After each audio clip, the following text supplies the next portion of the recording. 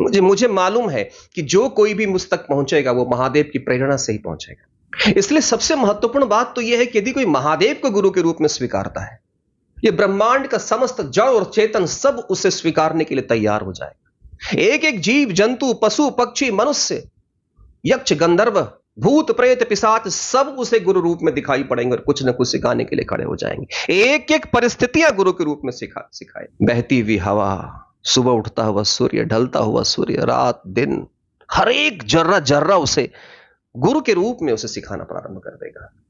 महादेव को जो गुरु रूप में स्वीकारता है वो उस तत्व को स्वीकारता है जिसमें समस्त तत्वों का समाहन है। हमारे प्रभु न किसी जाति में, न किसी पाति में, न किसी कर्मकांड के माध्यम से भेद पैदा करते हैं। हमारे गुरु सबको स्वीकारते हैं। पतित से पतित हो तुमने जीवन में अत्यंत कुकृत्य किया है तो भी तुम्हें गुरु रूप में स्वीकारेंगे। महादेव जानते हैं रावण बदमाश है, महादेव जानते हैं रावण मनमौजी है, फिर भी उसे तंत्र का ज्ञान देंगे प्रभु। महादेव जानते हैं परशुराम बहुत क्रोधी है, बहुत गुस्सा है, फिर भी उन्हें शिष्यवत रूप में ज्ञान देंगे महादेव। महादेव जानते हैं इस बात को, नंदी बैल बुद्धि है, फिर भी उसे शिष्यवत रूप में उसे देंगे। अगर आप बैल बुद्धि हैं, यदि आप कुकर्मी हैं, यदि संसार में कोई नहीं स्वीकारता है, मैं कहता हूं महादेव स्वीकारेंगे। और मैं आपको सिखाऊंगा वो विद्या की महादेव से कैसे बात किया जाता है और कैसे महादेव को गुरु रूप में स्वीकार कर उनसे ज्ञान प्राप्त किया जाता है। बस एक बात है कि जो कनफुकवा गुरु होते हैं, वो कनफुकवा गुरु आप उनसे कान में मंत्र फुकवा कर, उनसे मंत्र लेकर के हजारों की भीड़ में आप भी निश्चिंत हो जाते हैं और गुरु जी भी निश्चिंत हो जाते हैं। बस एक फॉर्मेलिटी, एक सिर्फ औपचारिकता पूर्ण कर दी जाती है कि हम गुरु दीक्षित हो गए।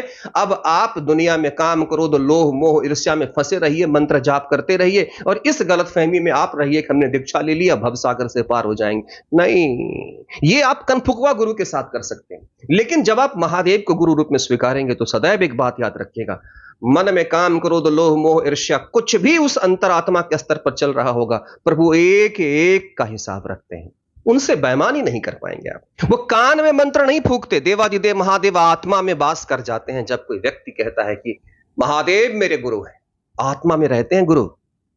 गुरु एक तत्व है। जब गुरु तत्व के रूप में स्वीकारेंगे ना, उनके रूप में प्रभु बोलेंगे, आपके मित्र के रूप में प्रभु बोलेंगे, शत्रु के रूप में प्रभु गुरु बोलने लग जाएगा, अगर लड़ मत यहां से निकल। पशु पक्षियों के माध्यम से गुरु बात करने लग जाएंगे।